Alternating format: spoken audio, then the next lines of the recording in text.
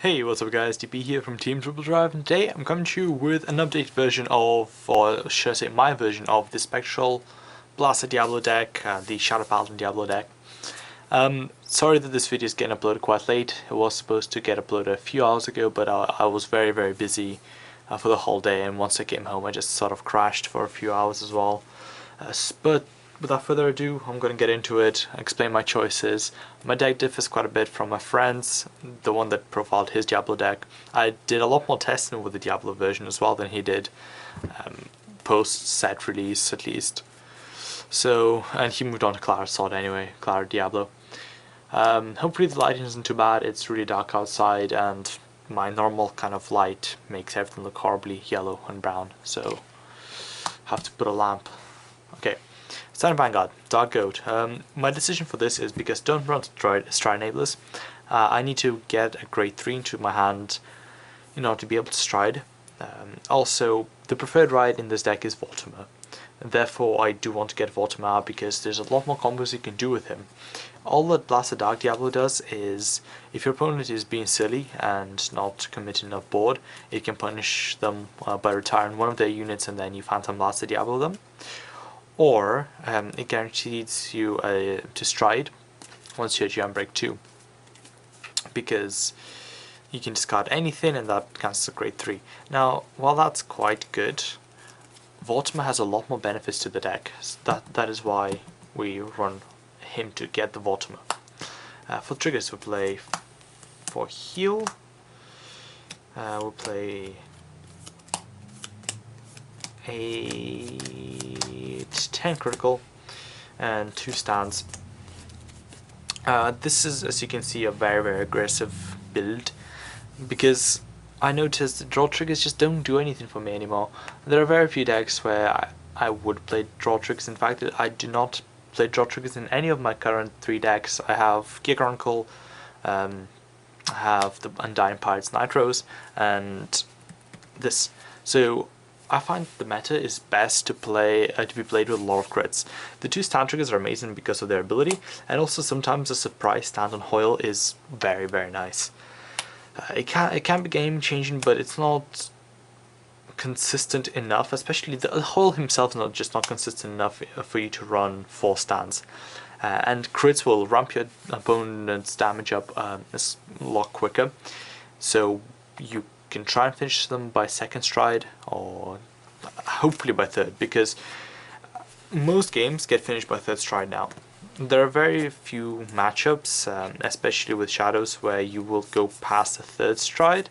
You will be struggling, they will be struggling, so yeah, you want to kill them as quickly as possible.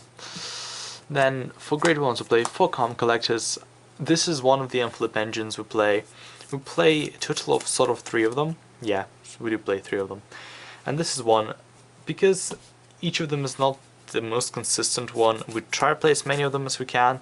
Plus, this doesn't really need any condition apart from this being in the drop zone, so you don't need a specific Vanguard name, you don't need to be on gen break, you don't need to call another thing on the rear guard. Although yes, you do need to in the drop zone, so I guess that's kind of the call, something in the rear guard. Equivalent cost. And then play 4 Kaiden. Kaiden is insane. He's the other part of the unflip engines. Well, the second unflip engine, sorry. He necessarily doesn't do any unflipping, but he is the other combo part you need with Hoyle in order to do your counter charges. Okay, his ability though, when he gets retired, he gives the Vanguard plus 5k. If you have a Diablo Vanguard, he gives it plus 5k and the ability of when it hits a Miracle grade 1. And then if you have Hoyle in the rear guard, that grade 1 gets plus 5k as well. So the very important thing is, it dies, it gives plus 5k, and also gives a non-hit ability. Very rarely will you use it that consistently. Sometimes it can be quite nice. But once you are past 1st stride, getting down grade 1s is quite easy anyway. So literally you use him for the plus 5k and the on-hit pressure, the more mentality of hitting rather than the actual effect. The actual effect is quite good, but he's though very good on a 1st stride that I'll get into a bit later. Then we'll play 3 Colossus. Colossus is great. He's, again, another part of the unflip engine. This is the third unflip engine. His other ability though is if you have a Blaster Vanguard, he becomes a 9k. This is important for many reasons, which I'll set him aside and talk about him a bit more in a bit. And then play 2 Charon. I don't feel you need more than 2. I've tested 3. I kind of went, well, you're dead most of the time, so I went down to 2 because I want to play Claudus, fit more of him in. And to finish the grade 1s, I play 1 Trumpeter. I play the normal 14 grade 1 lineup because I feel that, well, I don't want to misgrade. That's the main reason for it, really. And yeah, that's kind of the main reason. Plus, we have 2 grade 2s that counts a grade 1 in our deck anyway for targets. Trumpeter is good. Trumpeter is really good because it can be a column refiller. Well, yeah, that's practically what it is. It can fish out any other grade 1. It can also fish out grade 0, so if you need to sack 2 with Spectral, you can fish out the stand trigger. Its problems come with the fact that it's a Blaster Heart restricted. Obviously the Gem-Break 1, but what isn't Gem-Break 1 anymore? Its main problem is the fact that it's Blaster Heart restricted. So because the best Vanguard is Voltimer, you can't use it first try. You need to wait. It's not that big deal, but again, Claudus, yes, he's also Blaster Heart restricted. I guess I need to point that out. But unlike Trumpeter, he can stay on the field and still get benefits from his effect next turn, while once you call this out, you need to use it then and there. If you don't, you've wasted it. So, yeah. Okay, next up, we'll play 4 Hoyle. This is the thing that you combo with Paladin to get the Counter Charge 1 and Soul Charge 1. This is your Soul build-up. Soul is very important in this deck because you use it up quite easily, although I did decrease the number of cards that use Soul. I only play 1 Trumpeter, and the only other card that does use Soul is Spectral. So a lot of people, like my friend, I believe he played maybe 1 Trumpeter, 2 Swordbreaker, or 2 Trumpeters, 1 Swordbreaker, something like that. That used up a lot more Soul. A lot of people play Aura Geysers, that uses up more Soul. So this deck is not as intense, but it's still nice to know that it's there. But his other abilities, what's more important. His ability is when a grade 1 is placed on the rearguard circle, he gains plus 3k and the Vanguard gains plus 3k. This is really good combined with Claudus. So Claudus gets placed in the rearguard circle, he becomes a 12k. Claudus, if you have Blaster Vanguard, is 9k, so this is a 21k column. Next up is another card that works very well with Claudus. It's Dorint. So Claudus boosting Dorint, if you have Blaster Vanguard, that's a 22k column. And then Dorint's skill, if he's boosted by Claudus, you unflip 1. So Claudus basically becomes an 11k booster and Dorint is an 11k attacker when you have Blaster Vanguard. This is your other unflip engine. This is another card that's good because it can attack on its own, although you rarely will be because this deck Superior calls grade 1s really easily. Then we play 2 Dark Saga Painter. Dark Saga is really good early game. He's somewhat okay late game. He's the preferred droid because he doesn't really do anything, apart from being a grade 1 in deck. But if you go in first, the strategy that I use is I try to rush my opponent as much as I can early game.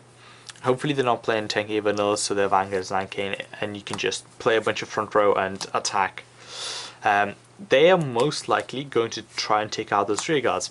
So what you want to do is try and protect them against the first attack and hopefully the second. So if they committed a lot of water, if they only have the Vanguard and 1 rear guard, stop the first rear guard attack and allow them to hit with the Vanguard if they attack it.